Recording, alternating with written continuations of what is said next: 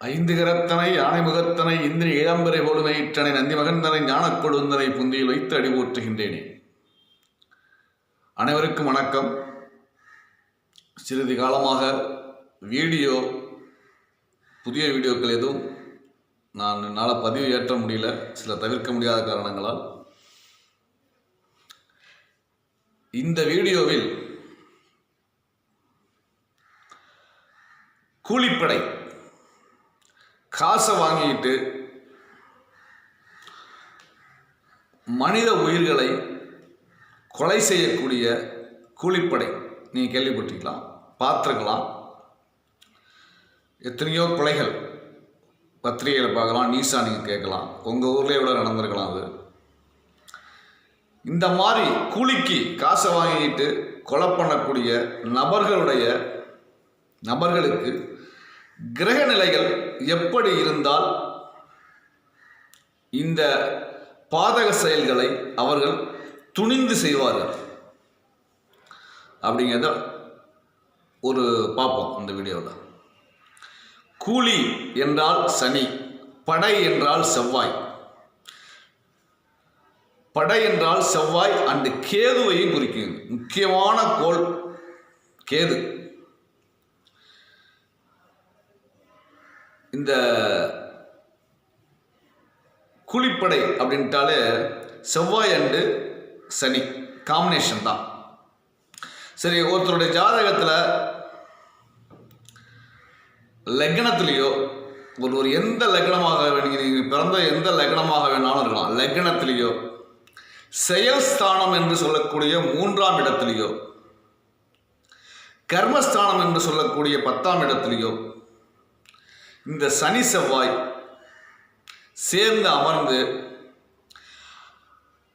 இவர்கள் அமர்ந்த இடத்தினுடைய அதிபதி சனியும் செவ்வாயும் எங்கே உட்காருதோ அந்த இடத்தினுடைய அதிபதி நீச்சமாய் இல்லை பகையாய் எங்காய் இருந்தாங்கன்னா இவர்களுக்கு இந்த தொழில் இந்த பாவச் செயல் இவர்களுக்கு அமையும். இது ஏன் இப்படி அமைகிறது என்று நீங்கள் கேட்கலாம். செவ்வாயும் சனி கிரகமும் எப்போதும் பகை கிரகங்கள். ரெண்டுமே எங்கே இருந்தாலும் ஒரு ஜாதகத்தில் செவ்வாய் சனி எங்கே சேருதோ அந்த இடமானது நாஸ்தி. அதே போல செவ்வாயும் புதனும் எங்கே சேருதோ அங்கேயும் சிக்கல். ரெண்டு பேருக்கும் ஆகாது. அதே போல இந்த சனி செவ்வாய் ஒருவருடைய லக்னத்தில் இருந்தால் இவர்களுடைய சிந்தனை எப்படி இருக்குன்னு பார்த்தீங்கன்னா,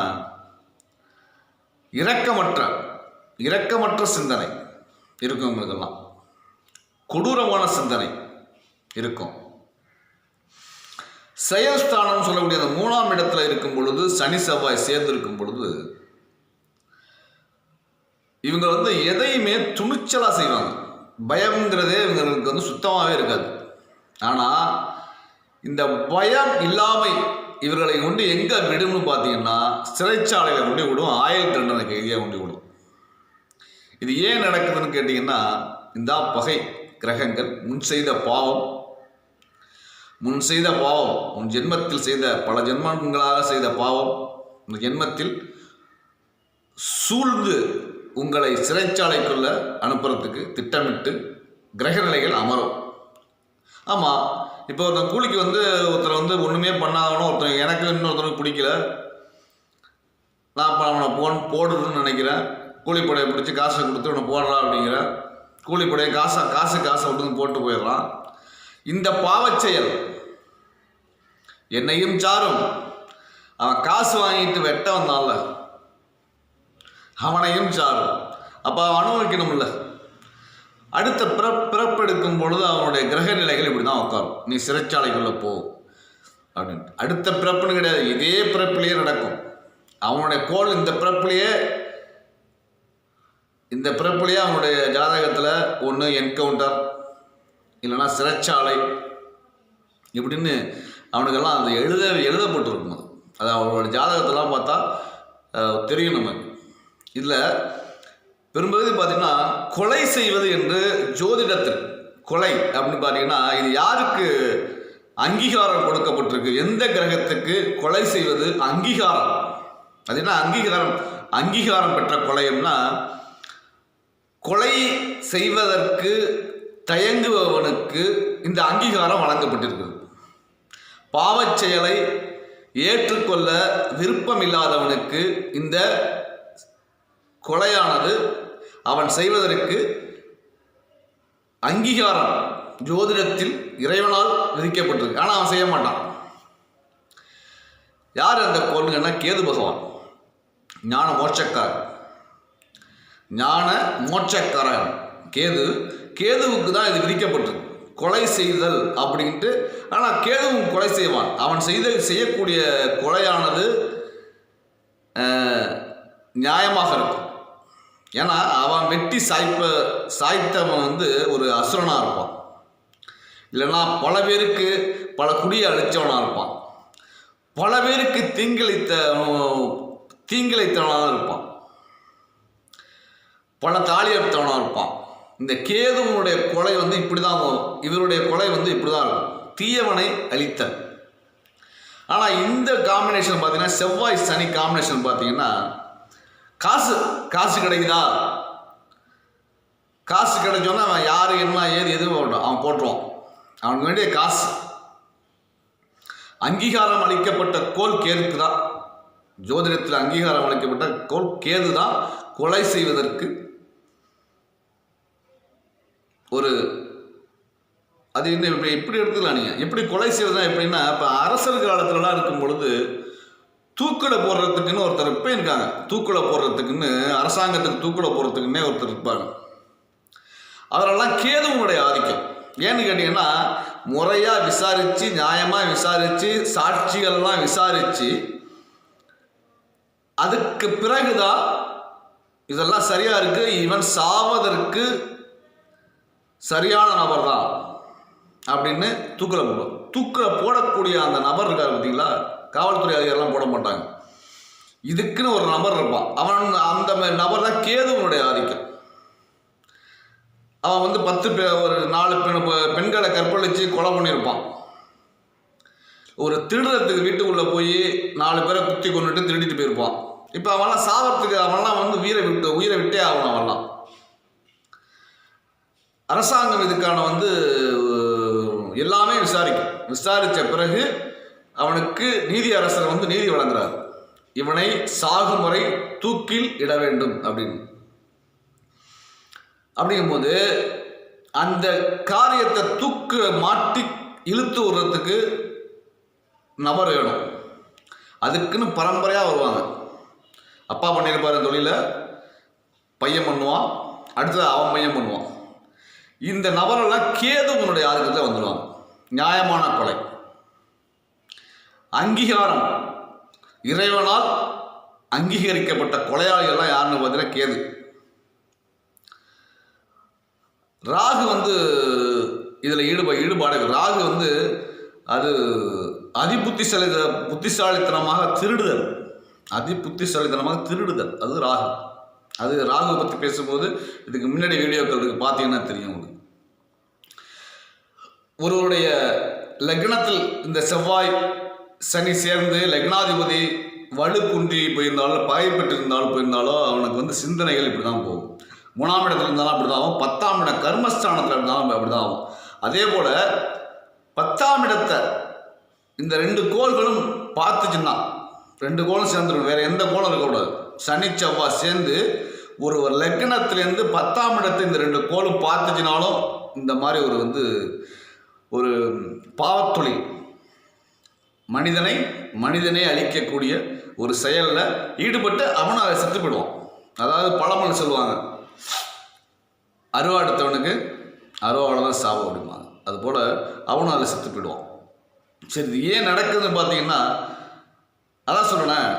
இப்போ ஒருத்தன் யாருன்னே தெரியாத ஒரு முகம் தெரியாத நபரை காசை வாங்கிட்டு வெட்டி கொள்றான்னா, அப்போ அந்த பாவச் செயல் அவன் அனுபவிச்சா ஆகும். காசுக்கு ஆசைப்பட்டு செய்கிறான். அதை இந்த சனி செவ்வாய் சேர்க்கை வந்து ஒரு ரொம்ப ஒரு ஜாதகத்தில் எங்கிருந்தாலும் சரி, 4ஆம் இடத்துல இருந்தாலும் தொந்தரவு, தாயிட்ட சண்டை போடுவார், நிலம் வீடு வாங்கிறத சிக்கலாகும், 5ல் இருந்துச்சுன்னா பிள்ளைகளும்